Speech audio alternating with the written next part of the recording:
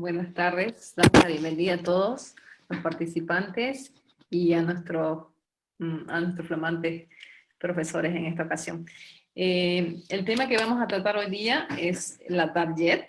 Realmente podemos obtener los mismos resultados haciendo una cirugía abierta o cerrada como título de la misma. Inicialmente entender que las controversias cuando hacemos una cirugía por inestabilidad, tenemos controversia desde a quién vamos a operar, cuándo lo vamos a operar, y además de eso, cómo lo vamos a operar. Entonces, por esa razón, existen pues indicaciones y contraindicaciones para hacer un procedimiento en este caso de la target, y dentro de esas indicaciones está la inestabilidad anterior recurrente crónica, ya sea que tenga una luxación o subluxación, o que tenga una inestabilidad multidireccional con o sin fractura de reborde glenoideo, y como contraindicaciones hacer pacientes con subluxación que ellos puedan reproducirlas voluntariamente o que tengan un dolor crónico, estos pacientes que son atletas de tiro, en este caso no. Para continuar con la temática y saber cuándo vamos a hacer la transición de hacer una cirugía abierta, una cirugía artroscópica, y no perder la cabeza en el camino, invito al doctor Francisco Cruz, muy conocido por ustedes, cirujano articular, especializado, con alta especialidad en cirugía de miembro superior, hombro y codo, y los dejo con él. Hola, muy buenas tardes, ¿cómo están ustedes? A mí me toca hablar sobre la target, la técnica abierta, y compartir cómo lo hacemos las pequeñas perlas para esto, ¿no? Muchas gracias al comité de Amavet por invitarnos, a la doctora Mara por favor de invitarme, y es un placer estar con ustedes, compartir parte de mi conocimiento y de mi curva de aprendizaje como esto, ¿no? Como ya comentó la doctora Mara, es muy difícil saber la estabilidad del hombro. La estabilidad del hombro puede ser tanto ligamentaria más ósea, entonces debemos tener todo para que funcione perfectamente eso. Recordemos que la articulación del hombro sacrifica movilidad por estabilidad, pero recordemos que la parte ósea, la glena, tiene cierta profundidad que le da, esa concavidad le da coherencia y estabilidad al hombro. Y obviamente nosotros ya estamos hablando de un paciente que tiene una pérdida ósea, que más o menos del menos del 30% de pérdida. Obviamente esto artroscópico no va a quedar. Entonces, al perder esta concavidad, la glenoides, por la pérdida ósea, pues obviamente tiene más alta recurrencia de luxación. Y obviamente el círculo perfecto, existen muchas técnicas para tratar de medir con la glena de Face, que le llaman de frente, para medir el porcentaje real. Ya sabemos el off-track, on-track del doctor Di Giacomo y de Itoy, que describieron, y ya sabemos que aquellas que están en on-track, que son más de 25%, está indicado el procedimiento de la target. ¿Qué hacemos nosotros en el instituto aparte de hacer esto? Pues complementamos con el AVERT CT, colocamos el paciente en esta posición, en AVERT de 90 grados, hacemos la tomografía, y vean, esta es la imagen que me permite. Si ustedes ven esta de entrada, ¿qué deciden? Deciden que va a ser una target, una pérdida ósea glenoidea inferior. Realmente la superficie de rodamiento es lo que queda. Si el paciente hace un poquito más allá de 90, se va a luxar este paciente. Entonces, tiene un defecto óseo que va a ser. Comparando entre una y otra, es perfectamente valorable en haber la pérdida ósea. Una Hill-Sachs gigante en haber y otras lesiones importantes. Muy importante hacer la exploración bajo anestesia. Los pacientes que vean, este es el indicado. Se sale muy fácilmente con una pequeña presión anterior-inferior. Quiere decir que no tiene nada en la parte inferior. ¿Cómo lo hago yo? Lo pongo en una silla de playa, pero lo pongo a 45 grados o menos. En la parte posterior. Le pongo un bulto en la parte posterior para levantar la escápula, y si tengo Spider o algún otro sistema de estabilización del hombro para movilizarlo, es ideal. Mucha gente hace el abordaje del deltoapectoral. Yo no lo hago del deltoapectoral, yo lo hago directamente más medial sobre la coracoides, como de entre 6 centímetros más o menos. Esta es la típica que lo hace normalmente. Yo me voy más medial, directamente sobre la coracoides. Obviamente, al estar ahí, caigo directamente en ese sitio y voy a llegar al acceso. ¿Por qué esto? Porque cuando el momento que yo corte la coracoides, libere todo eso, me va a quedar el subescapular. Inmediatamente ahí voy a poder accesar muy rápidamente. Recordemos que está la vena cefálica, que la tenemos que liberar. Depende del gusto, cómo se mueva. Generalmente la hacemos a la lateral en el 80%, pero un 20% a veces se nos va hacia medial, para exponerlo ahí. Aquí en este de cadáver, vean cómo es muy fácil identificar esa pequeña grasa. Metemos la tijera ahí y está el círculo del pectoral, el intervalo del pectoral, el cual vamos a liberar con nuestra tijera y inmediatamente vamos a encontrar la vena. Tenemos que ser muy cuidadosos para respetarla. Ahí está la vena, donde está el dedo, vean. En este caso se hizo hacia lateral. Y después vamos a encontrar el intervalo del pectoral. Inmediatamente, ¿qué estructuras tenemos que liberar para hacer un buen Latariet? Ligamento coracoacromial y el pectoral menor. Para poder liberar el ligamento coracoacromial en una incisión tan pequeña, se recomienda hacer abducción y rotación externa del brazo y traccionar todo hacia el lateral. Vean, se ve perfectamente bien la coracoides y todo el ligamento coracoacromial, lo podemos resecar sin ningún problema. Aquí hay algunos autores que dejan unos milímetros de ligamento coracoacromial si es que quieren reparar la cápsula. Cuando voy hacia el pectoral menor, es al revés, hago aducción y rotación interna. Entonces, simplemente estamos jugando con la incisión para poder exponer perfectamente bien. Ahí está el pectoral menor. Y como vemos aquí, en un cadáver que hicimos, vemos la coracoides, tengo el ligamento ahí, el tendón conjunto, y ese pequeño triángulo intervalo, que lo que implica ahí es que encontramos el pectoral, abrimos y lo podemos disecar perfectamente los dos tendones. Ahí está el pectoral menor, perfectamente lo podemos identificar y lo vamos a liberar. Aquí está la coracoides, ya hice el corte del pectoral menor, ahí lo tengo, y ya liberé el ligamento coracoacromial. Es decir, con esa pequeña incisión podemos perfectamente llegar y liberar los dos. Ojo, cuando lo hacen artroscópico, aquí el riesgo sobre el lado medial es de pegarle al nervio. Entonces tienen que ser muy cuidadosos con la radiofrecuencia y pegarse muy bien a la coracoides para liberar, porque estamos a 3 centímetros del nervio en esa área. Ya que tengo identificada la coracoides, un truco que yo hago, porque a veces no tenemos esto, esta regla viene en todos los equipos quirúrgicos. Yo lo que hago, la corto más o menos de 2.5 centímetros y la pongo sobre la coracoides. Es decir, yo ya sé el tamaño que voy a cortar de mi coracoides. La corto de ese tamaño, ya marco con mi electro sobre la base de la coracoides. Obviamente todos queremos tener la sierra angulada que tienen las diversas compañías. Si no se puede, yo he doblado a veces las hojas de sierra y lo puedo cortar. Obviamente cuando hacemos el corte va a ser de medial a lateral, siempre con mucho cuidado, de medial hacia lateral, más o menos unos 8 milímetros, y podemos completar con un osteotomo. Si tienen el osteotomo de la que viene en la caja de esta compañía comercial, pues es mucho más fácil hacer el corte de la osteotomía.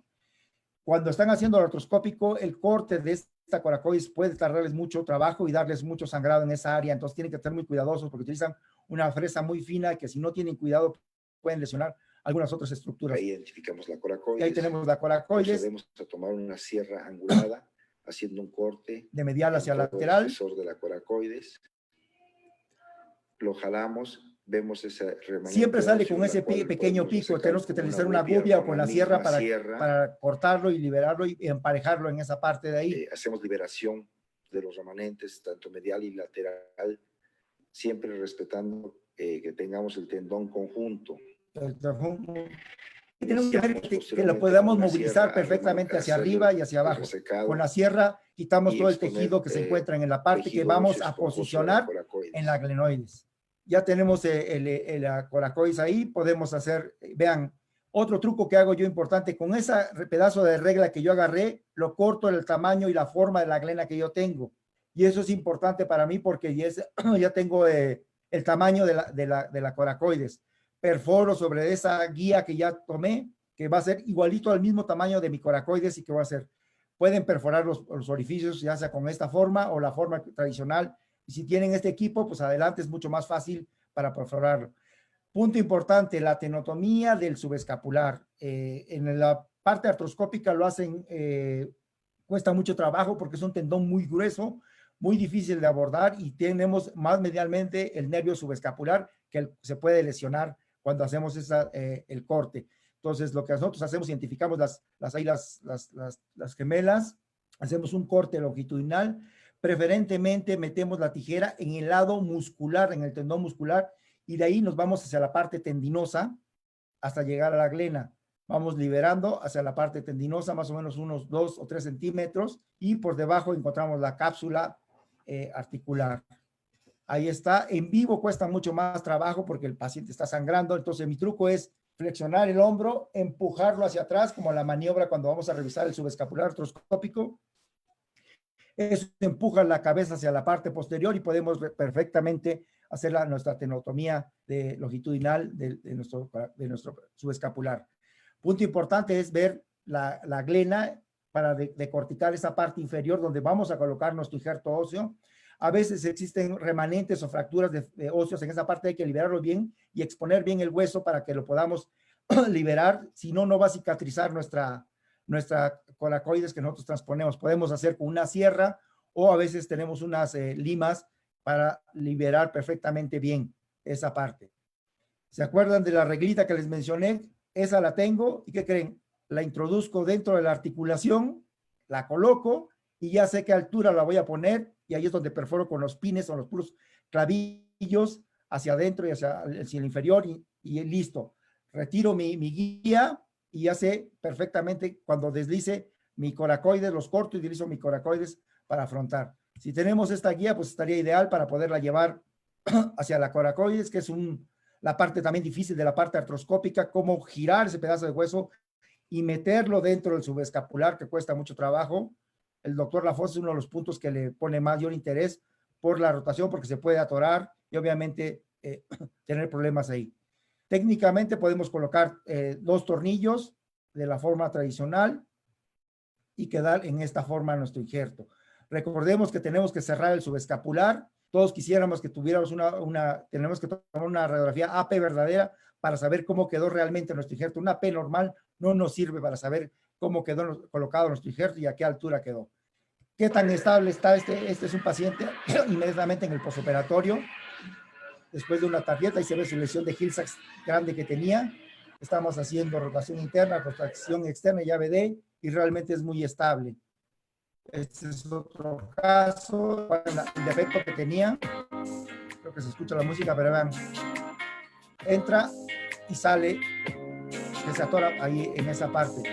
A este paciente le indicamos el Atardier y después de la cirugía quedó estable. Sitio de la osteotomía, más o menos puede ser de 1.5 a 2.5 centímetros. Yo prefiero 2.5 centímetros si es que voy a colocar 2 tornillos. Si voy a colocar un tornillo, 1.5. Con respecto a la apertura del subescapular, obviamente es horizontal, tiene mejor estabilidad. ¿Cuántos tornillos?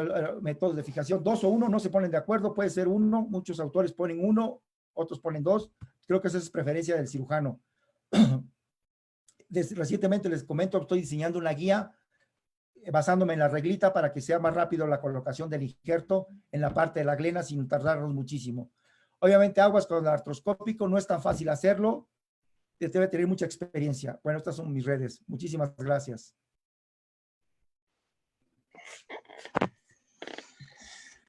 Muchas gracias, doctor Francisco Cruz. Dentro de las personas que están participando está la doctora Carolina Pisanti. Me gustaría también conocer cuál es su experiencia en relación a la cirugía abierta, en relación a lo que nos acaba de hablar el doctor Francisco Cruz. Hola Mara, gracias. ¿Me oyen? Sí, perfecto. Sí. Francisco, extraordinario como siempre. No te preocupes que ya vas a venir para Venezuela que nos enseñes más. Estaba invitado para el Congreso, pero el virus nos dejó frío. Bueno, básicamente yo hago lo mismo que hace Francisco, en algunas ocasiones dependiendo de la calidad del tendón, cuando veo que es muy, muy delgado y eso, también hago la disección del tercio superior cuando no hago el split. Básicamente en Venezuela no tenemos instrumental para la Target, llegó Artrex, pero duró muy poco acá y no contamos con ese instrumental. Más o menos nosotros ideamos también coloquialmente instrumental para hacer mejor la fijación. Buenísima la guía que estás inventando, eso es algo que siempre uno busca la novedad para hacer más rápido el procedimiento quirúrgico. ¿Cuándo utilizar 2 tornillos? Un tornillo, igual que el doctor Francisco. Generalmente a mí me gusta utilizar 2 tornillos, no uso arandela. El corte también lo hago de 2 a 2,5. Cuando uso un tornillo porque veo que la coracoide es muy pequeña o ya tiene secuela de fractura, utilizo un tornillo y lo pongo más un poco entre 4 y 6 de la tarde, dependiendo de la lesión de banca. Siempre utilizo perseverar y cuidar mucho el músculo cutáneo y el circunflejo. Generalmente los pacientes que me llegan a mí ya son con cirugías previas y muchas lesiones repetidas de anclaje metálico, anclaje ya de otro tipo generativo como PIC. En el procedimiento utilizo muchas veces la reparación capsular para dar estabilidad. No utilizo el bíceps, actualmente todavía no estoy usando el bíceps, estoy desarrollando junto con mi grupo una técnica con el bíceps que después se las voy a mostrar en algunas inestabilidades y sobre todo cuando me falla el Latarjet. Recidivas con el Latarjet realmente no hemos tenido, se nos han fracturado algunas pastillas, pero uno de los tornillos mantiene el resto inferior de la pastilla y es gracias a Dios así, es por la poca colaboración que tenemos con los pacientes. Remplissage no lo hago generalmente si Francisco y yo venimos de la escuela de la FOS y sabemos que si tenemos una estabilidad con el Latarjet, él ha demostrado intraoperatorio, extraoperatorio, que no es necesario hacer el remplissage y lo hago poco a no ser que sea hiper necesario. El injerto para el remplissage, para hacer el defecto óseo, muy pocas veces utilizado, injerto de cadáver, utilizo también cabeza humeral de aloinjerto. ¿Alguna pregunta más? Muchas gracias. Vamos a pasar posteriormente a una sección de preguntas dirigidas al doctor Cruz con su experiencia, pero en este momento quisiera presentarles al doctor Daniel Andrés Rojas Castillo. ¿Le puedo hacer una pregunta yo al doctor Claro que Cruz? sí. Francisco, ¿tú haces Sí. remplissage? No. No, ¿verdad? No, yo voy, si vieron el video, es directamente a la cirugía, no hago artroscopía primero y después la Latarjet, porque si no, esto primero eleva costos, segundo, prolonga el procedimiento quirúrgico. Creo Y que si ya limita. sabe, como nos enseñaron el maestro. Ok, está perfecto. Yo también estoy haciendo ese abordaje mínimamente invasivo y directo en la coracoide. Bueno, vamos a escuchar la otra verdad. Invito al doctor Daniel Andrés Rojas Castillo. Él es especialista en ortopedia y traumatología con su especialidad en hombro y codo y también fue fellowship del doctor Lauren Lafosse. Doctor Daniel. Muchísimas gracias a Mara, muchísimas gracias a Paul y a todo el equipo organizador por invitarme. Para mí es un honor estar aquí con el doctor Cruz y con cada uno de ustedes. Espero poder expresar de buena manera mi experiencia y nada, vamos a ver cómo nos va en esta experiencia de Latarjet artroscópico. Mientras subes tu charla, Daniela, está el doctor Fabio. Un saludo, Fabio, gracias por estar con nosotros. Ya al final te vamos a necesitar para el debate en las preguntas finales porque sabemos que tienes experiencia con los injertos y libres, así que ahí vamos a escucharte. Gracias por estar acá. Adelante, Daniel. ¿Logran ver mi presentación? Perfecto. Perfecto. Entonces, bueno, la pregunta que nos hicimos y que me plantearon fue si el Latarjet artroscópico es reproducible. Desde mi punto de vista, es reproducible, pero ya les voy a mostrar por qué. En esta presentación no hay conflictos de interés. El Latarjet artroscópico fue diseñado e inventado por el doctor Laurent Lafosse, quien describió 7 portales y él mismo creó el instrumental para poder realizarlo. Es imposible hablar de Latarjet sin 3 grandes exponentes del Latarjet. Dentro de ellos está el doctor Gil Walsh, quien ha hecho muy reproducible el Latarjet abierto y con muy buenos resultados. Posteriormente, el año 2007, el doctor Lafosse ya creó su técnica del Latarjet artroscópico, en donde vino a revolucionar un poco la cirugía de Latarjet. Y en los últimos años ya el doctor Walot también, ya bueno, con muchos años de experiencia, ha mostrado el Latarjet artroscópico con un sistema de botones. Cabe recalcar que el doctor Lafosse utiliza tornillos. Entonces es muy difícil hablar del Latarjet sin hablar de 3 exponentes a nivel mundial. El Latarjet artroscópico, como les comentaba, bueno, el doctor Lafosse fue quien lo creó en la ciudad de Annecy, que es preciosa, y en donde tuve la oportunidad de poder compartir con él y aprender de él, así también del doctor Emilio Calvo de Madrid. Bueno, para contarles un poco del lataría artroscópico, no puedo no mostrar mi experiencia, en donde hasta el momento he podido operar 31 pacientes con cirugía lataría artroscópico, en donde han sido todos pacientes con inestabilidad anterior de hombro, con un ICIS score mayor a 4, con un TAC preoperatorio, y todos han tenido un TAC a los 6 meses postoperatorio y un follow-up mínimo de 6 meses. Los criterios de exclusión, aquellos pacientes que no han estado, que no han podido responder después de los 6 meses, o quienes no han cumplido estos 6 meses postoperatorios. Entonces, como les comentaba, hasta febrero del año 2020 he operado 31 lataría artroscópicos, he incluido en este estudio 25 debido a que los otros pacientes no han completado los 6 meses de follow-up. De los 25 pacientes, 22 han sido hombres y 3 corresponden al 12%, han sido mujeres.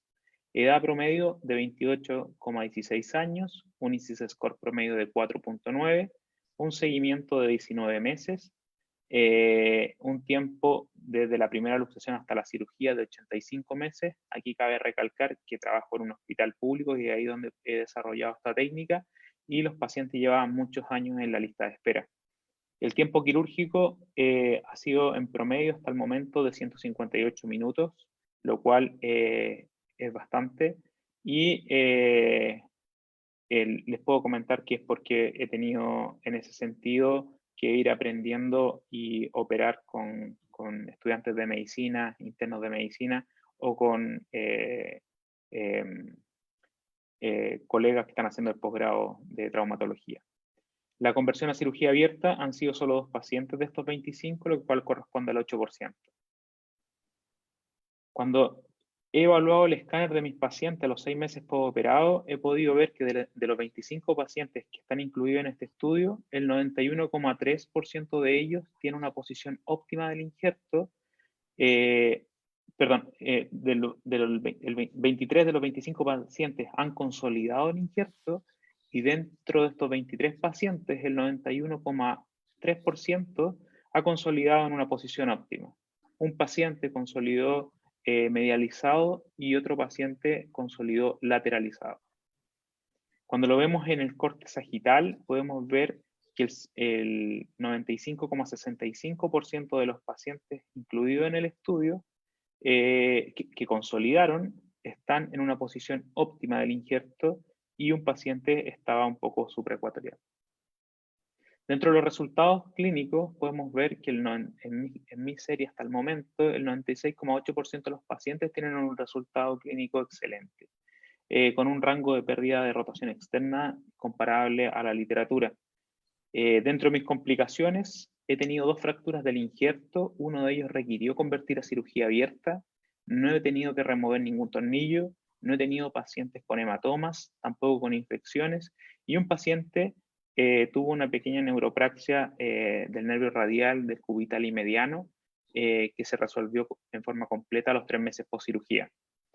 Ha habido 2 pacientes que no han consolidado, lo cual corresponde al 8%, y no he tenido reluxaciones o subluxaciones hasta el momento. Mis complicaciones.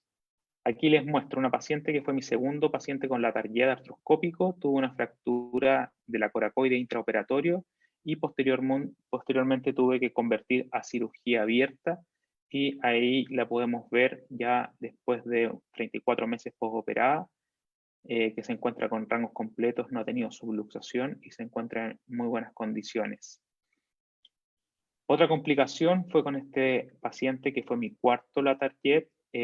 Con él quedó mal posicionado mi injerto intraoperatorio, por lo que tuve que convertir en segunda instancia y realizar cirugía abierta y remover y posicionar nuevamente el injerto. Este paciente en el momento del examen físico llevaba 12 meses, pero es un paciente que evalué a los 24, fue mi cuarto Latarjet. Este es mi quinto Latarjet, en donde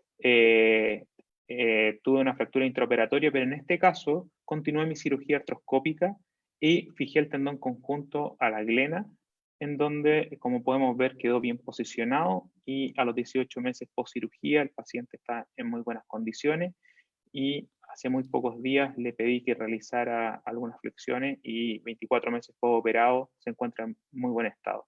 Este es el paciente que tuvo la neuropraxia nerviosa. Aquí lo vemos 14 días post operado, todavía estaba con los puntos como pueden ver y ahora a los 6 meses, bueno, ya pasó, pero tengo el video de los 6 meses.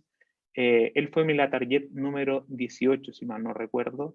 Y ahora lo vemos a los 6 meses postoperado, en donde ha recuperado y está en perfectas condiciones.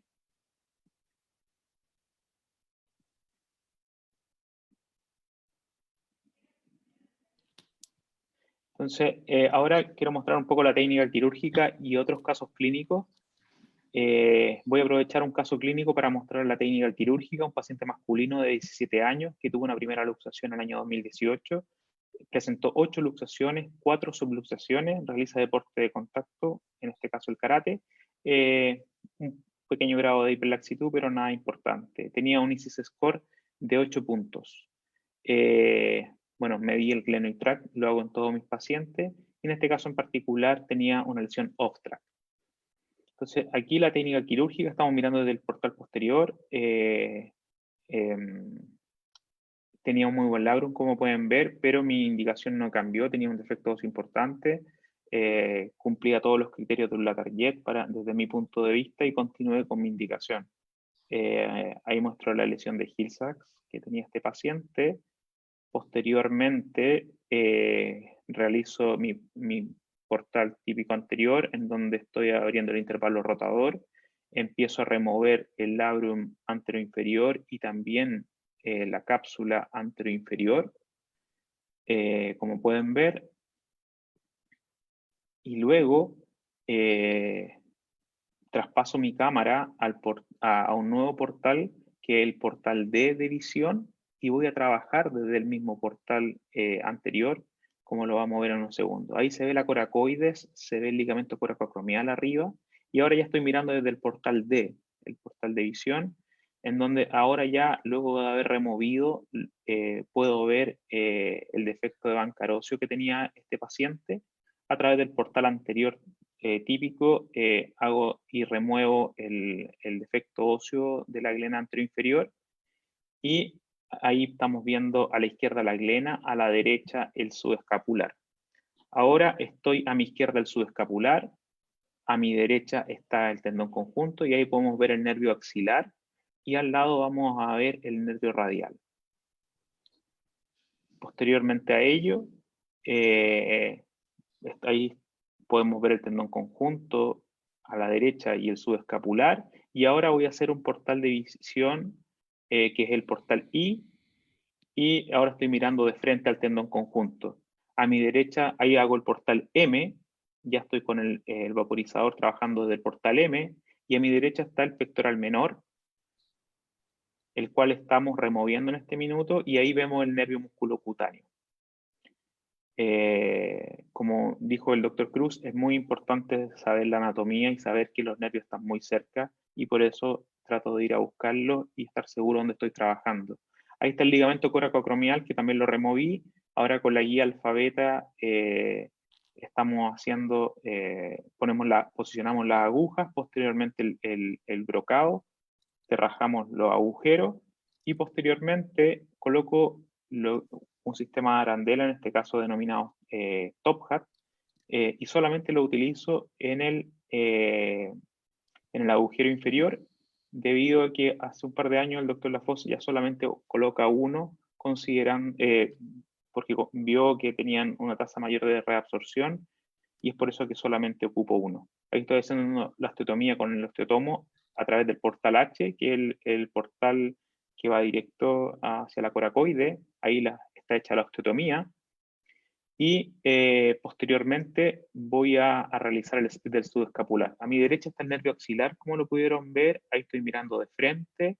Ahí está el subescapular y logro ver todo el subescapular de frente. Y luego delimito mi 2/3 superior con mi tercio inferior, y cuidando que el vaporizador esté mirando siempre hacia lateral, hago mi tenotomía del subescapular, mi split del subescapular. Posteriormente introduzco un Bissinger por el portal posterior para ayudar a abrir este split. Trabajo nuevamente la glena para poder cronetizar la zona. Por el portal M ingreso esta cánula por donde con tornillos tomo la coracoide, y por el portal H, por donde habíamos hecho la osteotomía, estoy realizando la cronetización de la parte inferior de la coracoide, para posteriormente, cuando ya considero que está en buenas condiciones, traspasarla a través del split del subescapular y fijarla en la parte anteroinferior de la glenoide. Este paso sin duda es complejo, pero por lo mismo hay que trabajar antes haciendo un muy buen split para poder ingresar sin problema. Ahí fijo mi coracoide a la parte anteroinferior de la glenoides. Luego vamos a ver cómo está el nervio axilar muy cerca del lugar donde trabajamos, y vemos que está en muy buena posición. Este es el paciente preoperatorio y en el posoperatorio. Ahí vemos que está consolidado el injerto a los 6 meses. Entonces ahora les voy a mostrar algunos casos clínicos. Esta es la paciente mayor, la paciente de 69 años. Es una indicación límite, quizás en algún otro minuto no lo hubiera hecho. Tuve la suerte que consolidó, pero sin lugar a dudas, para mí también fue una indicación muy límite. Tuve la suerte y gracias a Dios la paciente está muy bien y en muy buenas condiciones. Este es el paciente más joven que he operado de un latario artroscópico, paciente de 17 años. Podemos ver que tiene muy buen rango articular también y se encuentra en buenas condiciones. También ha vuelto a su vida normal y bueno, está realizando también algunas flexiones de brazo. Este es otro paciente que también lleva mucho tiempo de seguimiento. También otro paciente que tiene buen rango articular. Acá encontramos a otro paciente, él era boxeador y me tocó definir por un Latarjet. Acá vemos este paciente que realizaba kickboxing en su momento, ya el control a los 12 meses postoperatorio, en donde podemos ver que el rango articular está bastante bien conservado en comparación con el lado contralateral, y el paciente ha vuelto a sus actividades habituales. Este es otro paciente que también se encuentra con buen rango articular. Cabe recalcar que todos los pacientes me han autorizado a mostrar sus imágenes, y es por eso que en este minuto, y considerando que eran varios casos, no los cubrí, pero se los recalco porque es importante también.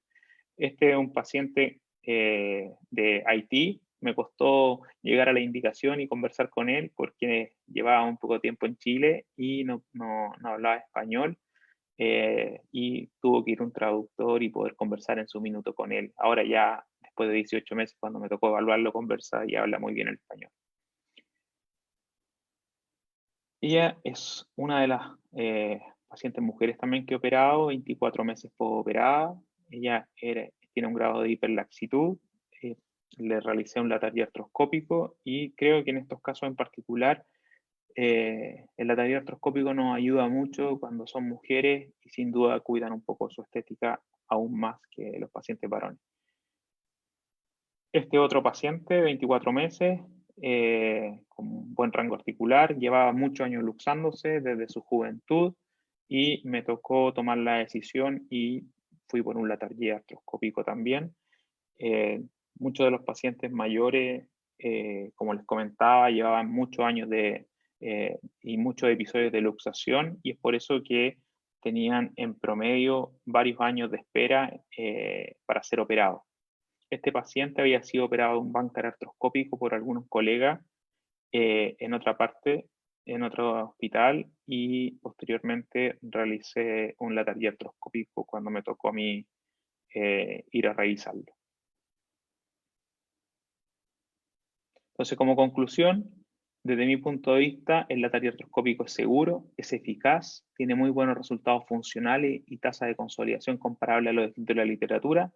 Creo que es un procedimiento reproducible con baja tasa de complicaciones. Y lo digo porque creo que, como delante, o bueno, lo habíamos conversado anteriormente, creo que debe existir la posibilidad de mejorar las técnicas. Creo que el lateral artroscópico en el futuro va a ser un poco más común, pero es muy importante realizar un buen estudio de la anatomía. Creo que la anatomía es fundamental. Si sabemos dónde están los nervios, creo que podemos trabajar con bastante confianza. Y creo que sin duda eso es fundamental, como también recibir entrenamiento de personas que en mi caso en particular me han enseñado mucho, no solamente como profesional, sino que como persona, el doctor Emilio Calvo en Madrid y el doctor Laurent Lafosse y Thibaut Lafosse en Annecy. Aprovecho esta instancia de invitarlos mañana a un webinar también de Manguito Rotador.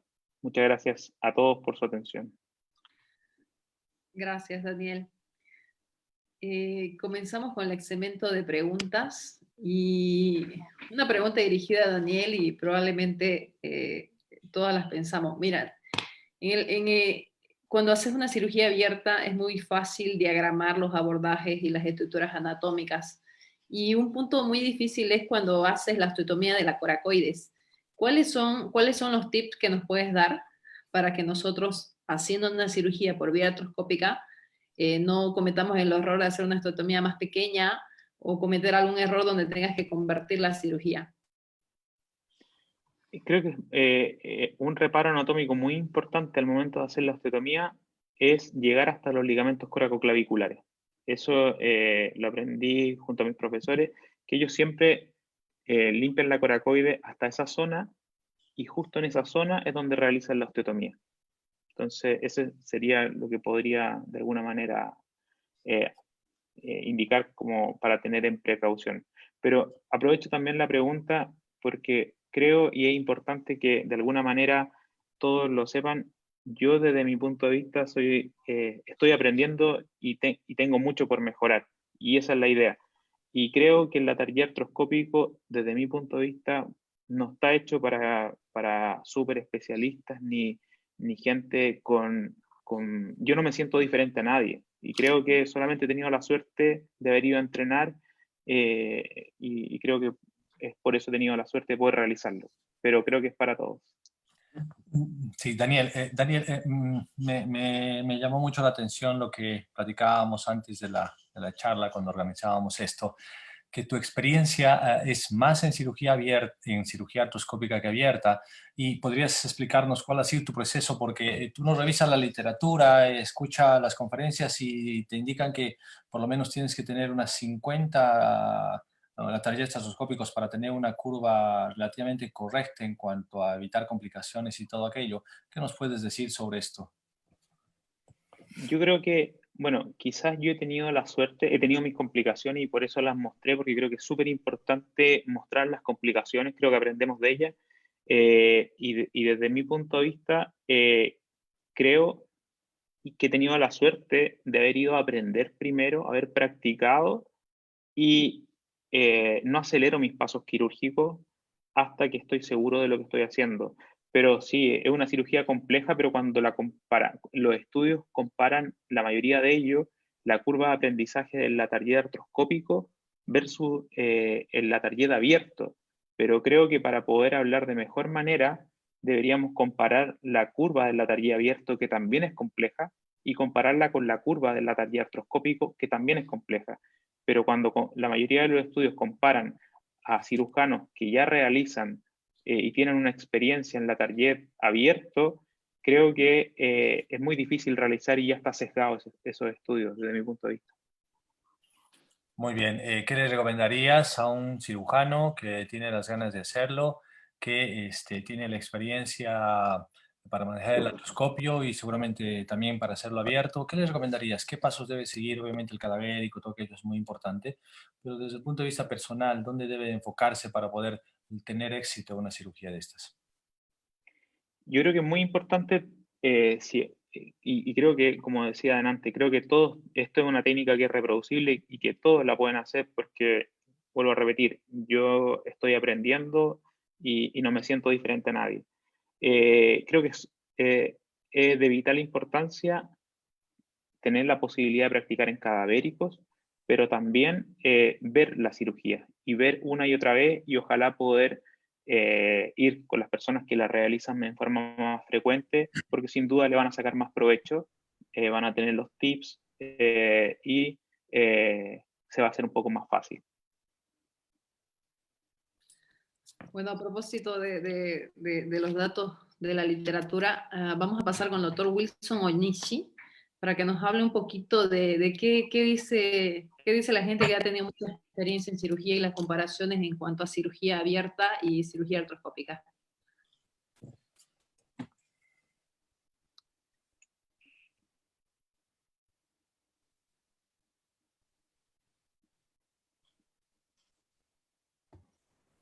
Hola, buenas tardes.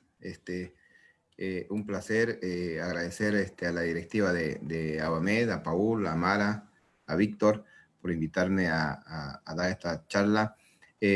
Voy a hablar un poco, yo no tengo experiencia en la taller artroscópico, lo que realizo acá es la taller abierto. Entonces, pero sí hice un poquito de una revisión bibliográfica, lo que dice la evidencia, de cuál va, qué complicaciones hay en una, cuál en otra, qué es mejor. Y un tema que estaban hablando ahorita, cuántos datalías artroscópicos necesitas para igualar al abierto, que encontré alguna referencia bibliográfica. Entonces, voy a hablar, este es el Hospital Obrero donde trabajo con Santa Cruz de la Sierra, en Bolivia. Bueno, vamos a hablar sobre la evidencia científica de la datalía abierto y el artroscópico.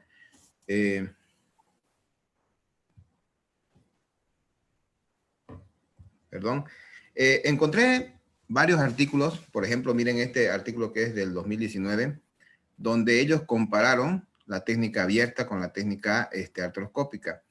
No encontraron diferencias significativas ellos, ni en la osteoartritis posoperatoria, ni en la infiltración grasa del músculo subescapular, ni en la protrusión de los tornillos en la parte posterior.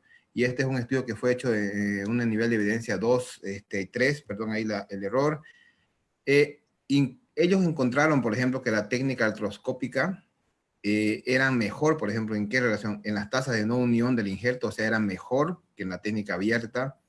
La osteolisis total del injerto presentaron más pacientes en la técnica abierta en relación a la artroscópica. La reabsorción del injerto fue más en la técnica abierta que en la artroscópica. Entonces ellos avalan, bueno, ellos concluyen, ¿no?, que la técnica artroscópica tiene mejores resultados en estas tres situaciones en comparación a estas otras, que aquí no he encontrado ninguna diferencia. Y estos son los artículos que ellos introdujeron en la revisión que ellos plantearon, ¿no? Aquí, por ejemplo, ellos encontraron, por ejemplo, miren, ellos tenían 28 pacientes que hicieron artroscópico y 36 hicieron abierto. El tiempo operatorio fue mayor en el grupo artroscópico, 146 versus 81 minutos en relación al trabajo. Pero ellos, por ejemplo, encontraron que la no unión era mayor en el artroscópico que en relación a la abierta, la migración del tornillo, la infección fue mayor en la abierta, hubo mayor hematoma en la abierta. En los estudios radiológicos encontraron que habían alteraciones, bueno, eran que el tornillo en los cortes que mostraba el doctor Rojas, en los cortes coronales, en el taller artroscópico más encontraron ellos que se fueron hacia la parte superior, hacia la parte superior del ecuador en relación a la técnica abierta, ¿sí? Y también la divergencia de los tornillos que voy a mostrar unas imágenes más adelante. Pero ellos, por ejemplo, ¿qué concluyeron? Concluyeron que 10 procedimientos artroscópicos de la taller, sabiendo tú hacer un taller abierto, ellos dicen que con 10 procedimientos artroscópicos tú ya puedes considerar que puedes realizar un buen taller, según ellos. Pero dicen que 20 procedimientos puedes igualar el tiempo quirúrgico de un taller abierto, según ellos, con ya tú haber dominado el taller abierto. Si tú haces 20 seguidos artroscópicos, puedes igualar casi el tiempo. Entonces ellos concluyen que mientras más procedimientos artroscópicos tengas, el tiempo quirúrgico no es un parámetro que puedas discutir en uno a favor del otro, ¿sí? El resultado funcional fue similar en ambas técnicas, ¿sí? Lo único que encontraron ellos, como yo les mencionaba hace rato, era la inexactitud de la colocación de los tornillos en relación al abierto con el artroscópico. El artroscópico ellos vieron que tenían más inexactitud en la colocación de los tornillos porque se iban más hacia lateral, hacia medial que lateral en relación a la técnica abierta, ¿sí? Y encontraron un poquito de mayor aprehensión en los pacientes de técnica artroscópica, ¿sí? Que en relación a la técnica abierta. Aquí, por ejemplo, en este trabajo que ellos hacen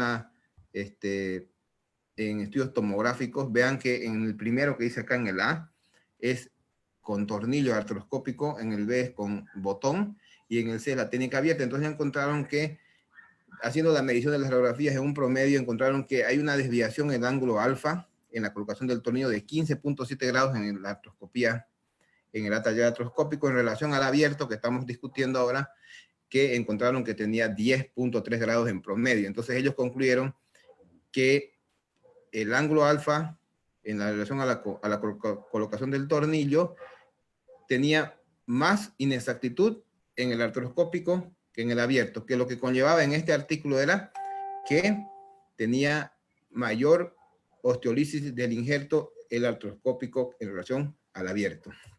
Y aquí, por ejemplo, ellos mostraban que en relación a la técnica abierta, con relación a la técnica artroscópica, que en algunos casos el mayor problema de la técnica abierta fue que se iban hacia medial los tornillos, tenían mayor problema en la medialización de los tornillos, en relación a la artroscópica, que estaban más laterales y que tenían una protrusión a nivel articular, ¿sí? Entonces, en este estudio que vemos aquí, donde ellos hicieron una revisión de 23 artículos, incluyeron 1.317 hombros, 17 estudios eran abiertos y 6 eran artroscópicos, era un nivel de evidencia 3, encontraron que el porcentaje de cicatrización ósea era mayor en la técnica abierta, 86 versus 77. Obviamente, era más el costo en relación a la abierta a la artroscópica. Ven ahí que más o menos es un poquito más de la mitad. Ellos calcularon que eran 2.300 euros versus 1.000 euros lo que gastaban en la artroscopía con la abierta. Pero concluyen también que obviamente el procedimiento artroscópico es más caro porque involucra más material instrumental adicional que pasando la cantidad de cirugías artroscópicas puede igualarse a la técnica abierta porque ya no se tendrían que volver a usar mucho más material. Es lo que concluyeron estos autores. Y este estudio, que era una comparación, donde ellos, por ejemplo, aquí miren, era más que todo para ver la parte clínica. Ya hemos visto la parte de la técnica, vimos que unos son más caros que otros, vimos que uno tiene mayor tiempo, después vimos que no importa el tiempo, si tú empiezas a hacer más artroscopía, vas a poder igualar a la técnica abierta, pero todavía no habíamos hablado nada de la clínica. Y aquí en este estudio me pareció importante. ¿Por qué? Porque aquí hablaban que la única diferencia que ellos encontraban era alteración en la rotación interna, en relación al grupo abierto con el grupo artroscópico. Ellos hicieron las mediciones de la rotación externa, la elevación del hombro, la escala de Constant, la ACES, el ROW, y solamente encontraron ellos la diferencia que era la rotación interna era mayor en el grupo abierto que en el artroscópico. Entonces, lo único que concluyeron fue eso en relación a la parte clínica. En la parte de la imagenología, ellos encontraron que en la técnica artroscópica tenían más osteolisis, menos osteolisis, perdón, del injerto que en relación a la abierta. Vean aquí, la abierta es la que está a la izquierda. Tenían más pacientes con osteolisis del injerto. Entonces, ellos concluyen que la técnica artroscópica tiene menor pérdida de la rotación interna y tiene mayor osteolisis, la técnica abierta a nivel del injerto. Ellos hicieron un seguimiento a un año de estos pacientes en relación a la imagenología. Y este otro estudio, donde aquí estamos viendo que, por ejemplo, en la no unión, ellos tienen que, es estadísticamente significativo, que tuvieron más no uniones en la abierta. Osteolisis del injerto, como estábamos hablando hace rato, tuvieron más en la abierta que en la artroscópica. Problemas con el injerto tuvieron más en la abierta. Problemas a nivel de la osteolisis en la parte superior del injerto tuvieron más en este caso en la artroscópica. Entonces ellos concluyeron que estadísticamente significativo era que hay más no unión en la abierta, hay más osteolisis del injerto en la abierta. Encontraron que problemas con el injerto tuvieron más en la abierta también, y tenían que a nivel de la parte superior del injerto había más osteolisis en la artroscópica que en relación a la abierta, pero que estos sí eran unos resultados estadísticamente significativos. Y aquí la parte clínica ya, que lo que les mostraba hace rato, que por ejemplo ellos encontraron en la escala de Rowe, que era estadísticamente significativo, era mayor la abierta sobre la artroscópica. La aprehensión, una sensación subjetiva de aprehensión, tenían más pacientes en la artroscópica que en la abierta. Y la rotación externa en abducción tenía también más pérdida la abierta que la artroscópica. Y este estudio que yo vi que hicieron un seguimiento a 2 años, que lo único que concluyeron eran ellos que fue significativamente menos doloroso, ¿sí? Que tuvo menos dolor el paciente en el postoperatorio, que a los 6 meses el dolor era, o las sensaciones eran iguales en ambas técnicas, ¿sí? Y que los resultados clínicos después de mínimo de 2 años de seguimiento no tuvieron ninguna diferencia, tanto el artroscópico como la técnica abierta. Y llegué a unas, perdón, se salió. Vamos a hablar.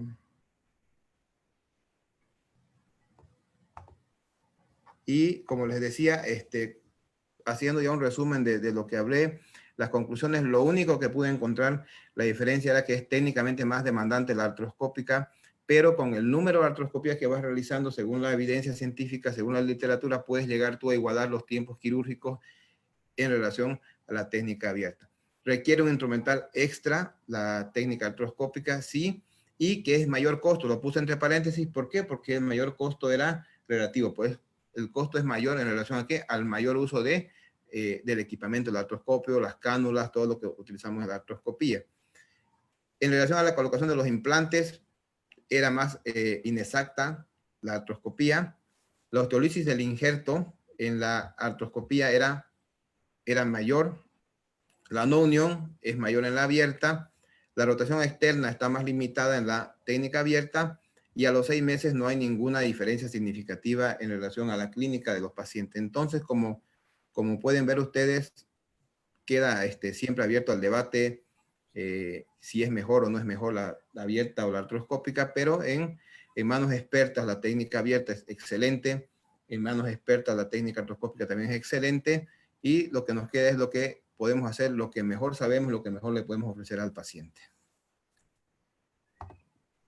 Gracias. Okay. Una pregunta para el panel y sobre todo para el doctor Daniel. ¿Qué hay del hecho de que cuando hacemos una cirugía abierta disecamos el borde medial de la coracoides para hacer la fijación nueva a la zona articular? ¿Cómo lo realiza o qué tip nos podría dar? Perdón, cuando trabajamos la glena, Cuando trabajamos la coracoide, ya para colocarla a la glena. Bueno, lo que realiza, la verdad que yo trato de imitar todo, y el doctor Lafosse lo que hace es el momento en el cual reclina al paciente en relación al resto de la cirugía. Entonces al momento de reclinarlo, el hombro cae más hacia posterior, y ahí, bueno, nos ayuda a enfrentar la glena de mejor manera e ir más de frente. Entonces eso es lo que hago yo también. Muy bien. Gracias, Daniel. Me gustaría, Amara, si me permites, hemos visto una revisión de la cirugía abierta. Daniel nos ha presentado un excelente panorama de la cirugía artroscópica. Quisiera tener un concepto general. Hemos hecho una revisión de la literatura. Está Fabio con nosotros. Fabio, de Bogotá. ¿Estás por ahí, Fabio? Sí, ¿cómo estás? ¿Cómo estás, Fabio? Gracias por estar con nosotros. Quisiera preguntarte, ¿qué opinión te merece esta revisión? Tú eres un cirujano también con una amplia experiencia. ¿Qué opinión te merece una u otra técnica? ¿Qué conclusiones sacas de lo que acabamos de ver? Antes que todo, espero que me oigan bien. Antes que todo, quiero felicitar a Francisco y a Daniel por la exposición. Daniel es una persona muy honesta. Es la segunda vez que le veo la conferencia, ahora en SLAR en Chile. En Santiago tuve la oportunidad de verlo. Me parece que su curva de aprendizaje es mucho más rápida que la de muchos, a pesar de que le ha tocado lucharla tremendamente solo. Felicitaciones, Daniel. Con referencia al tema, indudablemente entre la discusión entre hacerlo artroscópico y hacerlo abierto, me parece que es de gusto del cirujano. La artroscopia es un modo de vivir, es una manera de ver las cosas. Lo más importante es el beneficio del paciente. El- con, con las dos conferencias, más claro no pudo haber quedado. Todo está hecho paso a paso. Y yo creo que la clave del éxito en cualquier técnica quirúrgica es hacer paso a paso, no ir desbordándose uno por la confianza que le da quizás la experiencia.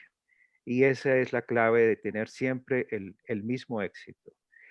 Pero sí quisiera hacer de pronto, si me lo permite, Paul, un comentario con referencia a esto. Es que han mostrado, digamos, la parte del lateral jet con referencia a una técnica, más no con referencia a una indicación. Entonces, yo tal vez cuando te escribí, porque me parece muy interesante el tema, decía, bueno, ¿yo cuándo haría un lateral jet? ¿Sí? Entonces, no vamos a entrar en esa discusión que ya ustedes lo hemos hecho desde hace rato, pero el para tener una curva grande en un lateral jet con una indicación de pérdida ósea es mucho más difícil. Mi experiencia, hablando en lo propio, es con halos hechos de manera artroscópica, un bloque óseo. Entonces, pero es hecho justamente en los pacientes que tienen la deficiencia ósea por encima del 20%.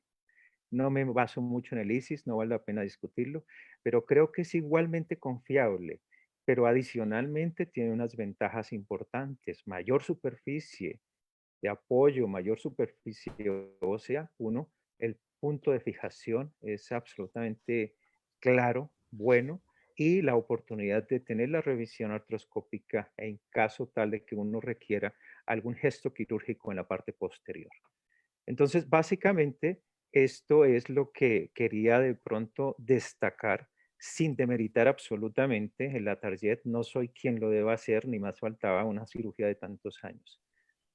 Gracias. Gracias, gracias Fabio. Sí, y básicamente iba a tocar este tema porque además hay una pregunta entre los participantes y creo que viene muy bien a lo que tú te refieres. ¿Qué haríamos en caso de tener una falla en la target? Creo que la respuesta la diste tú. Pero además yo quería preguntarte, ¿cuál es tu indicación para utilizar una pastilla? Tú les haces cuando tienes una... No hemos querido discutir, te aclaro algo, el tema de la primera parte de las indicaciones, cómo la indicamos, todos nos hemos querido ver las técnicas precisamente a propósito de lo que hablábamos del Congreso Mundial. Pero, ¿cuál es tu indicación en este caso para pastilla? O sea, ¿no le haces una target primero, haces las pastillas, o el Iberjerimet, o lo utilizas en revisiones? ¿Cómo te organizas en eso? Yo tuve la oportunidad de entrarme un poco en la parte de cirugía de artroscópica con pastilla ósea con un doctor que es el doctor Ivan Wong, que es un doctor canadiense que tuve la oportunidad de conocer en un congreso en Argentina y a través de haberlo visto, tuve la oportunidad de desarrollar e invitarlo a nuestro país precisamente a desarrollar la misma técnica. El punto es que una persona que hace artroscopia frecuentemente en el hombro, pues tiene un sinnúmero de posibilidades de desarrollar las técnicas, pero la gran ventaja que le vi yo al asunto era la posibilidad de tener el hombro anterior, posterior e inferior para hacerle absolutamente todo lo que quisiera. O sea, yo me iría más por la parte artroscópica como está Daniel. Y entre hacer la target con la coracoides o hacer un Iberjerimet con una pastilla ósea, ¿por qué prefiero el uno o lo otro? La deformidad que se crea es absolutamente irreparable. Nosotros tenemos que el pectoral menor se puede utilizar incluso para suplir el subescapular en algunos momentos. Las fallas mismas en el subescapular. Yo inicié haciendo solamente sin hacer split, precisamente del subescapular y metiéndolo a través de el intervalo rotador. Pero el punto va a que son las opciones que tiene el paciente. Y yo me atrevo, después de tener algunos casos hechos de esta técnica, en cuestionar un momento dado, hombre, entonces el triple efecto de la target, ¿qué es lo que más vale? ¿La superficie? ¿La parte dinámica? ¿O qué es lo que más vale realmente en dar estabilidad? Y me parece que se justifica o se crea de pronto un paréntesis para interrogarnos y acordarnos de lo que Erickson muchas veces dijo, un cirujano sueco, que dice que aunque sea agua que pongamos en la articulación, probablemente vamos a tener menor índice de inestabilidad en ese paciente después de la cirugía. Entonces el hombro en esa parte es agradecido.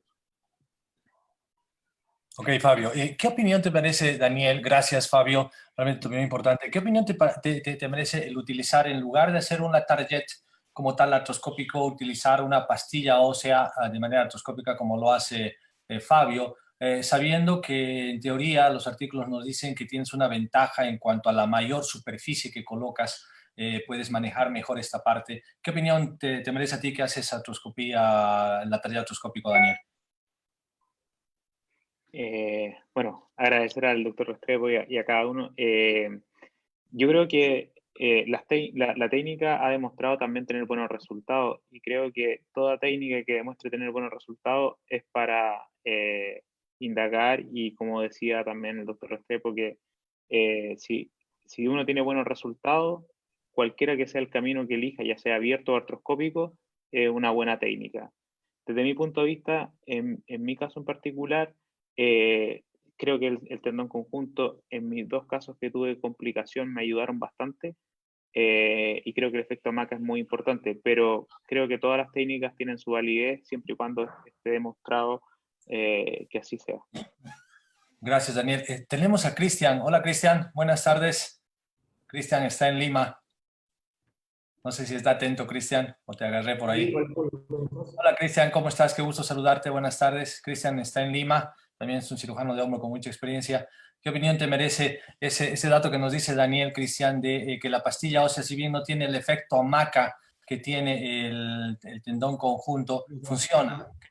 ¿Qué nos podrías explicar sobre eso? Hablar sobre eso.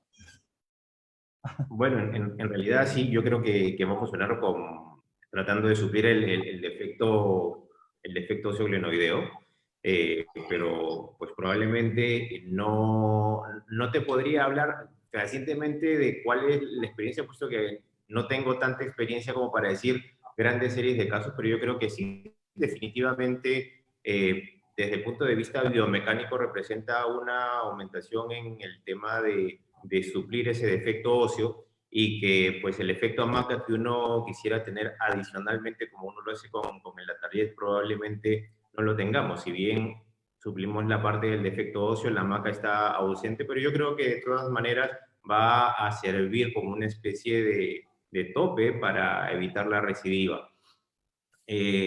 Nada, adicionalmente felicitar a los conferencistas y al revisor de la literatura. La verdad es de que muy claro todo. La verdad es de que los felicito. Muchas gracias por tan excelentes charlas. La verdad es que he disfrutado este webinar grandemente. Felicitarte a ti, Paul, por la organización. La verdad es que fabulosa. Y nada, yo creo que si estás familiarizado con la técnica de la tarjeta abierto, pues si la haces bien, pues estás abierto. Y si estás familiarizado con la tarjeta artroscópico y te va bien, pues hazlo artroscópico.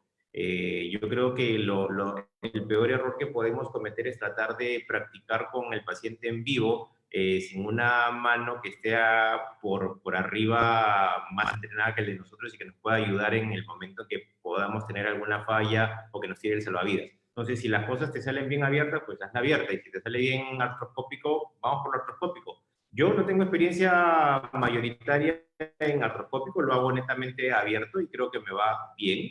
Me gustaría en algún momento hacerlo abierto. Esperemos que pues, la curva la podamos empezar a hacer de manera mucho más constante, aunque ahora tenemos algo de restricciones por el tema, bueno, propio de la situación actual. Pero nada, yo la hago abierta y pues es una muy buena opción, muy valedera. Gracias, Cristian. Ahí está Mara, está esperando el momento porque él está esperando el fuego cruzado entre la cirugía abierta y cerrada que decía con el doctor Cruz. Exacto. Mara. Sí, exacto. Gracias, Cristian. Solicito su opinión al doctor Francisco Cruz. Conocemos mucho su trayectoria y sabemos que el hombro es su fuerte y que tiene pacientes que son deportistas de alto nivel. ¿Cuáles son sus consideraciones en relación a la cirugía abierta y la artroscópica?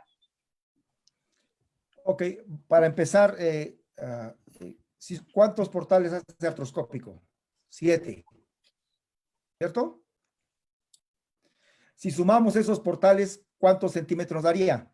Daniel, sería interesante que actives tu micrófono para escuchar el debate entre uno y otro experto. No, Amara quiere ver sangre, así que vamos.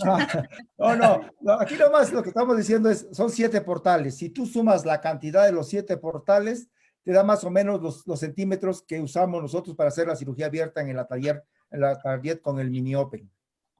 No tarda ahí.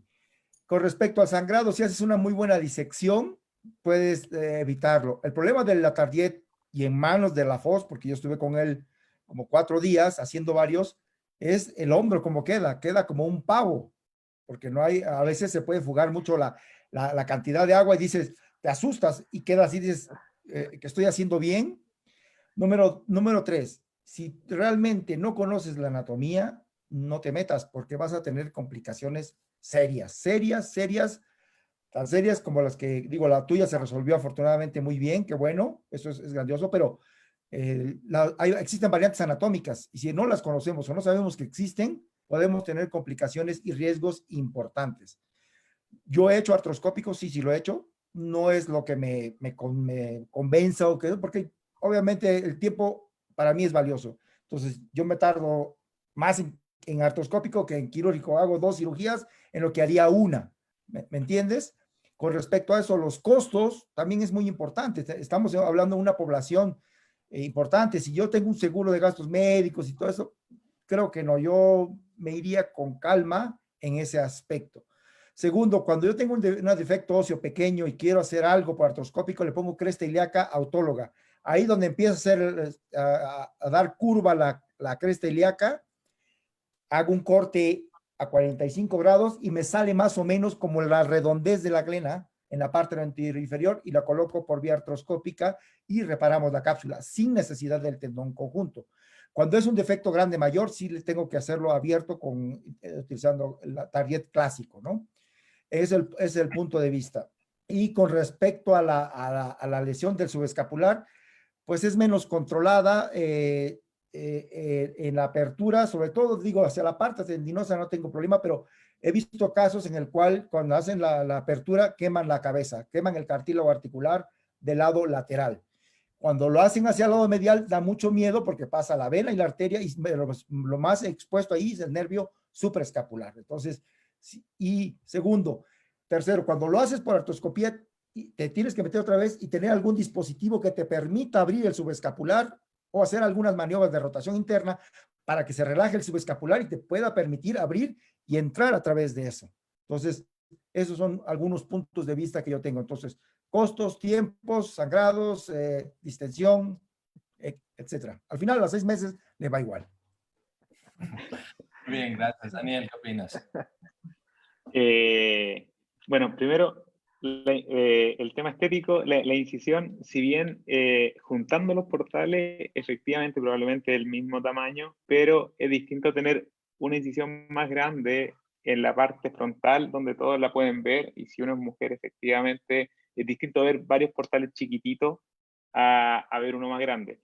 Pero bueno, creo que eso también, si lo extrapolamos a la cirugía propiamente tal, inclusive si voy a entrar a hacer una revisión y la voy a entrar a hacer abierta, esa incisión que hice de parte blanda también va a generar una fibrosis que va a ser más complejo al momento de entrar a hacer una revisión. Las dos son complejas, pero teniendo una incisión abierta, sin duda va a haber más fibrosis también de los tejidos anexos.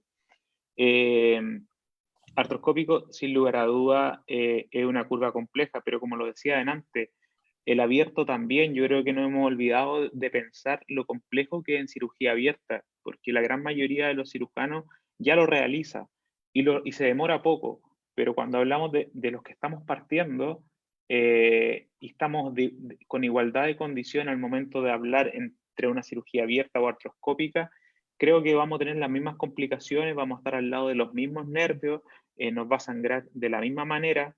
La parte artroscópica también nos permite ver de muy buena manera también la anatomía, si bien el sangrado, y ahí dependemos mucho de los anestesistas, y eso sí, creo que si uno no tiene un buen anestesista al lado, es muy difícil realizarlo.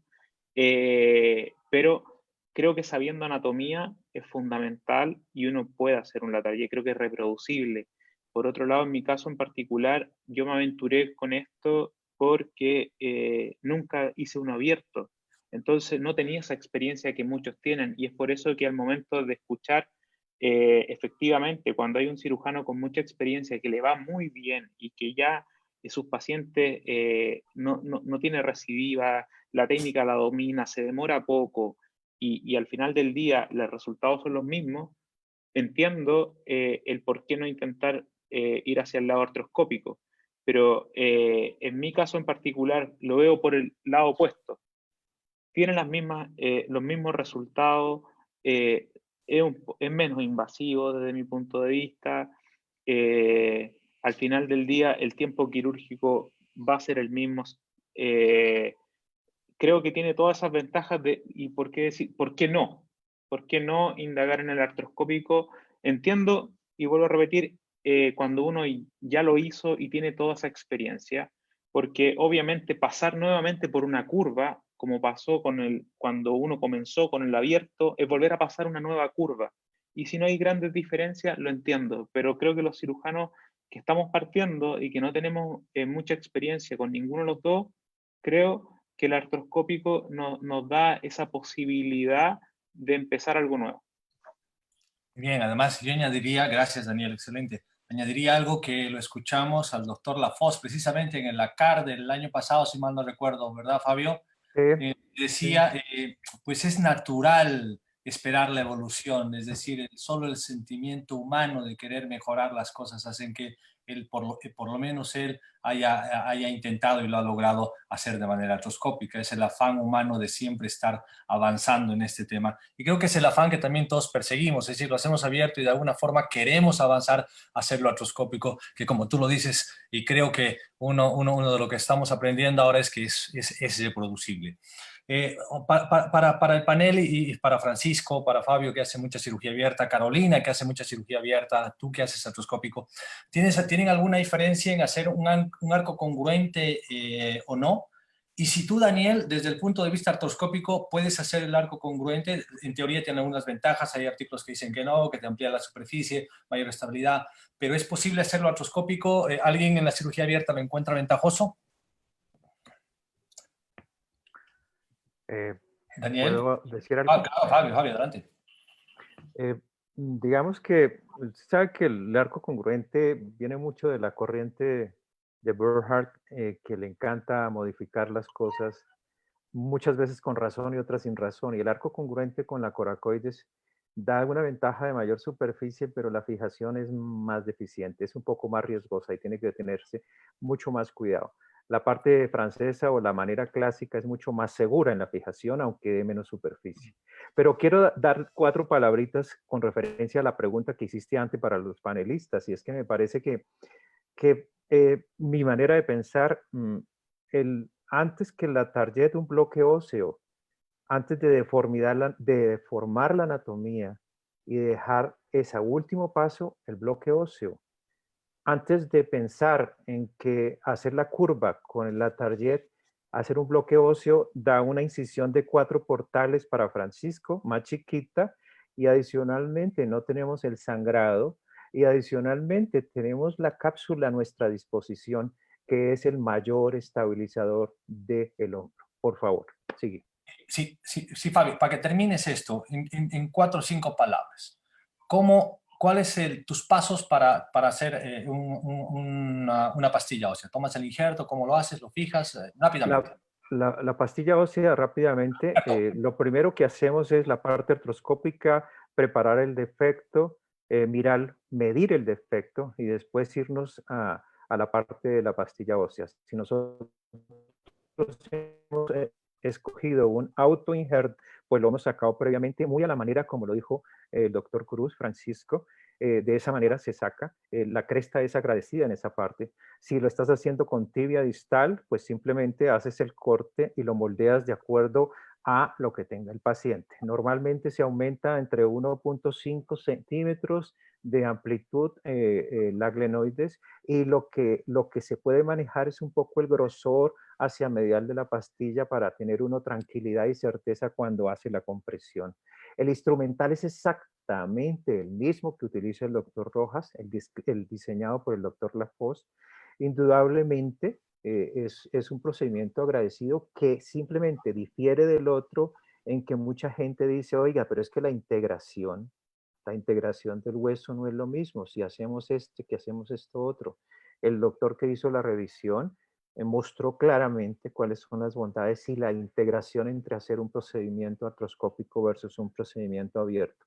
Y lo último para Francisco, uno se demora un poquito más en artroscópico, yo estoy de acuerdo. Sin embargo, lo disfruto más.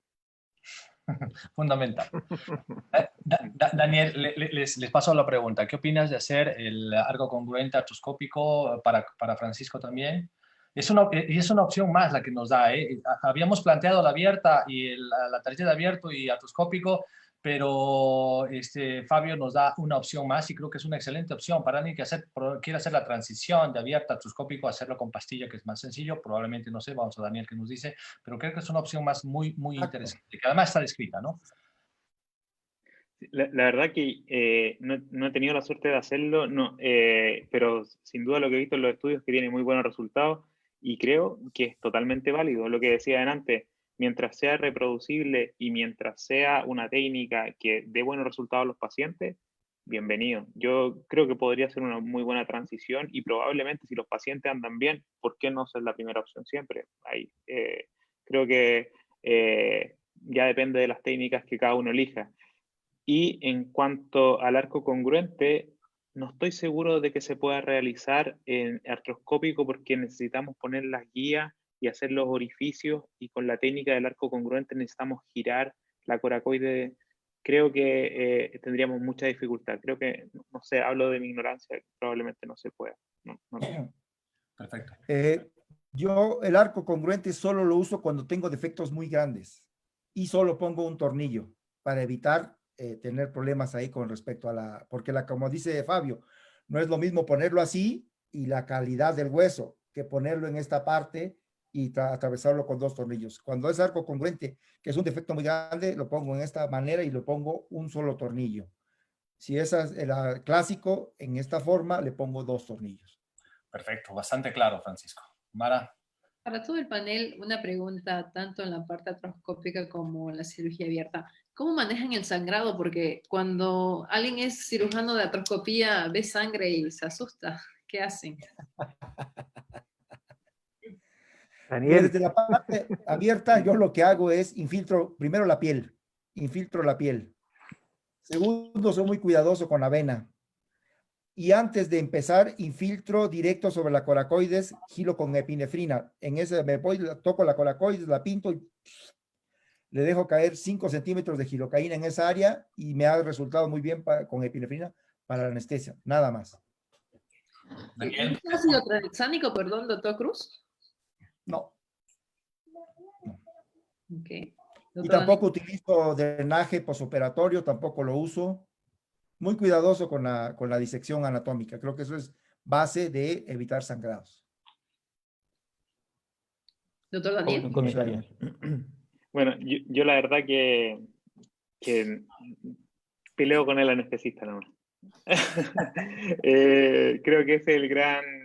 necesitamos un anestesista que acceda a bajarnos un poco la presión del paciente en ciertos momentos de la cirugía. Y el resto saber e ir coagulando el paso a paso. O sea, bajo la coracoide siempre nos sangra, por eso voy con el vaporizador y no voy con el shaver, cosas por el estilo. Pero en sí no utilizo nada más extra. Muy bien. Creo que Carolina, el otro día conversábamos, Carolina utiliza bastante ácido tranexámico en sus cirugías. No sé si en el Atarjet, Carolina, ¿estás por ahí? No, ya se fue. Creo que se fue, creo que se fue. Se fue. Bueno.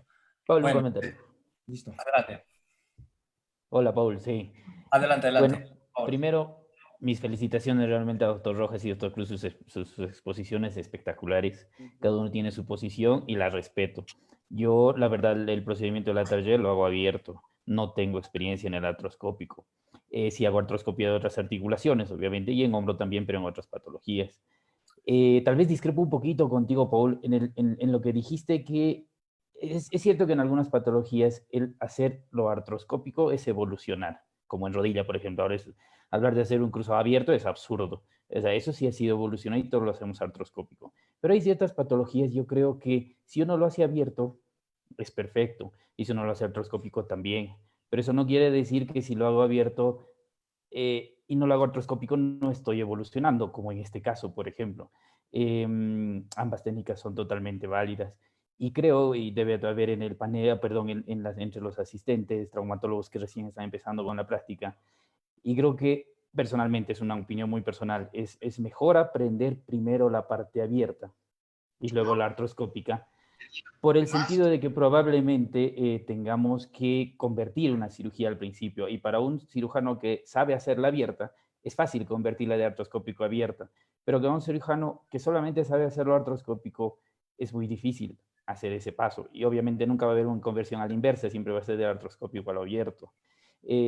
Y si uno tiene, no en esta patología en particular, pero en cualquier otra, si uno tiene buenos resultados, muy buenos resultados, con una técnica ya sea abierta o artroscópica, y la evolución a la larga es la misma en el paciente, pues yo creo que uno no tiene por qué intentar cambiar si le está yendo bien con algo que lo está haciendo. Estoy de acuerdo con el doctor Cristian, que en eso también que habló lo mismo. Ok, no, sí, de acuerdo contigo. En la cirugía abierta también evolucionamos. Perfectamente de acuerdo. Gracias, Luisito. Paul, deje, yo le respondo al doctor una cosa para que usted no se vaya a poner en contrapunteo con el doctor Luis. Pero, doctor Luis, ¿cómo no llama usted evolución cuando usted hace un menisco abierto? Pregunto, ¿hace un menisco abierto? ¿Cierto que no? No, o sea, no. hay que, digamos, no lo llamemos evolución. Yo les hablaba de estilo. Es un estilo de vida. Exacto. Y hay que mejorar el estilo de vida todos los días, volverlo más fácil y disfrutarlo. Y esa es la artroscopia, hay que sacarle el gusto, básicamente. Gracias, Fabio. Gracias. No sé, Amara, Víctor, si tienen... Wilson, excelente tu revisión. ¿Alguna pregunta? Amara, ahí está. Una pregunta dirigida al doctor Daniel de parte del doctor Guido de Fierro. ¿Qué opina de la lesión que se produce en el músculo subescapular cuando hace la cirugía por vía artroscópica? Por cirugía abierta uno entra, diseca, y no tienes esa necesidad. Sin embargo, con la cirugía artroscópica tienes a fuerza que usar el vapor y hacer un hueco prácticamente. Bueno, la verdad que no he podido, no tengo el seguimiento de mis pacientes en cuanto a si genera algún tipo de atrofia muscular o infiltración grasa a la larga, pero de acuerdo a lo que he visto los estudios de los cirujanos con más experiencia, no hay gran diferencia. Salió publicado hace muy poco también un estudio del doctor Calvo que hizo un seguimiento de sus pacientes a los 2 años con un escáner para evaluar. Efectivamente habían ciertos cambios, pero nada con diferencias significativas, y efectivamente se genera un daño del subescapular donde uno lo va quemando. Pero también cuando uno hace cirugía abierta también genera un daño al momento de abrir el subescapular, levantar el subescapular para poder ver de mejor manera la articulación. Entonces creo que independiente de la técnica, ambos generan un daño al subescapular. Lo importante es saber a qué nivel vamos a hacer el split. Creo que eso es lo más importante. Y esa era otra pregunta también. ¿A qué nivel les gusta hacer el split y por qué?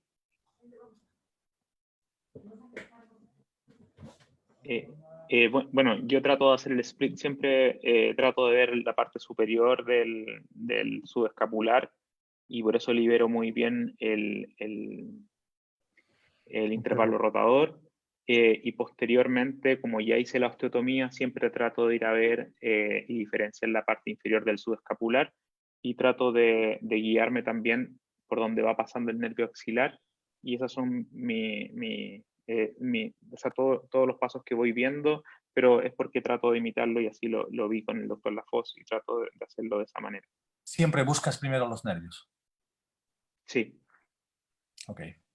Creo que el doctor Cruz, gracias Daniel, no te escuchó Amara. Le preguntaba a Amara, ¿cómo haces el split del subescapular? Además, yo añadiría eso, Francisco, ¿tú haces tenotomía del subescapular o haces nada más el split? Y si lo haces, ¿cómo lo haces? No, yo no lo hago, no hago tenotomía porque está relacionado, en la literatura se habla mucho, sobre todo cuando hacen bancas artroscópicos, de problemas con el subescapular. No, yo simplemente separo el borde superior, veo el intervalo, bajo y me voy hacia la parte músculo tendinosa, y ahí es donde meto la tijera, llego hasta la articulación, choco con la glena y abro la tijera. Y es suficiente, ya después voy disecando hacia el tendón como 2 o 3 centímetros como máximo, y 2 medial, no más. Fantástico. Y si pongo un clavito como en la cadera, lo elevo y le hago una separación como hacemos en cadera para levantar la parte superior, que es la más difícil a veces de manejar. Nada más. Muy bien, gracias. Doctor Cruz, en este paciente que refirió que hizo cirugía artroscópica, ¿encontró una diferencia funcional en los primeros meses en relación al procedimiento artroscópico que usualmente realiza? No, no realmente no lo manejamos igual, porque realmente lo que hicimos fue ponerle cresta ilíaca y cerramos con la cápsula y anclas. Es como si una reparación, beneficio de hacerlo artroscópico con un bloque. Perfecto. Hola Mara, ¿estás ahí? Al doctor Daniel, ¿en algún momento hay alguna situación que quisieras hacer una cirugía de la tarjeta abierta? A pesar de que escuché que tu experiencia es casi 100% artroscópica, ¿hay algún tipo de paciente que te lleve a pensar a tomar esa decisión? Hasta el minuto, o sea, si veo que un paciente va a ser, siempre trato de buscar el beneficio de mis pacientes, y de hecho, cuando Paul me comentó de qué tema hablar, yo le dije muy honestamente, yo a mis pacientes quizá he pecado para mí no es un pecado, pero yo a mis primeros casos, a mis primeros 10 pacientes, siempre le he dicho que son mi primer paciente, o sea, y siempre le he dicho que si tengo que convertir, voy a convertir por el beneficio de ellos, y ellos lo saben hasta que no lo saben hasta que despiertan. Entonces, en ese sentido, no tengo miedo a convertir, no tengo miedo a que si tengo que hacer la tarjeta abierto, pero hasta el momento, si me llega un paciente con indicación de la tarjeta, hago artroscópico. También quiero un poco dejar en claro que no he hecho cirugía de la tarjeta abierta, no porque, o sea, o que tenga mi experiencia en la tarjeta y que todos mis pacientes son la tarjeta.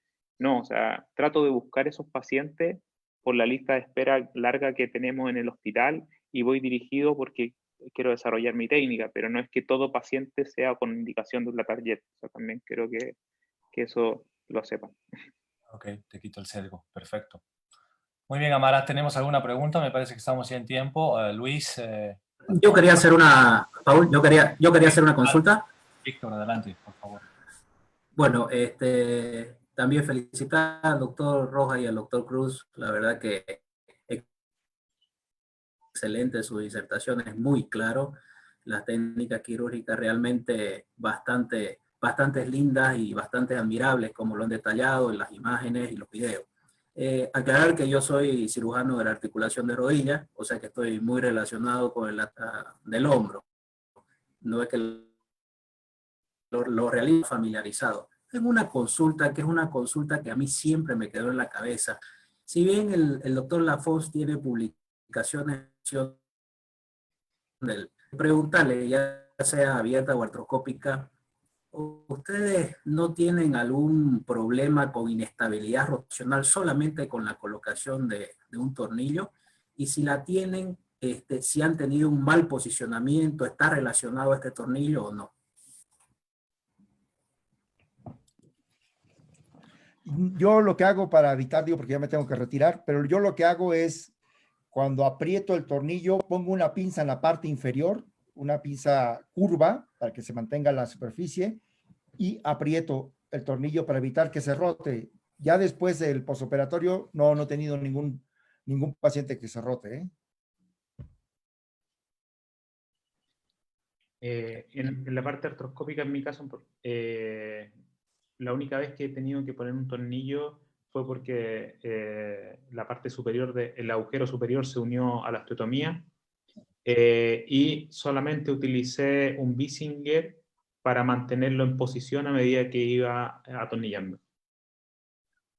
Perfecto. Muy bien. Amara, creo que estamos en tiempo, ¿verdad? Sí, agradecemos mucho a nuestros panelistas por su gran experiencia y por su tiempo y por compartir con tanta pasión lo que saben y hacen. Muchas gracias. Sí, realmente Muchas gracias por la invitación. Saludos a todos. Un No, abrazo. gracias, Francisco. Gracias, Fabio. Muchas gracias. Fabio. A todos ahí, gracias a todos por estar con nosotros. Un abrazo a todos. Gracias. Saludos. Gracias. Hasta luego. Buenas tardes. Muchas gracias. Buena tarde para todos. Muchas gracias.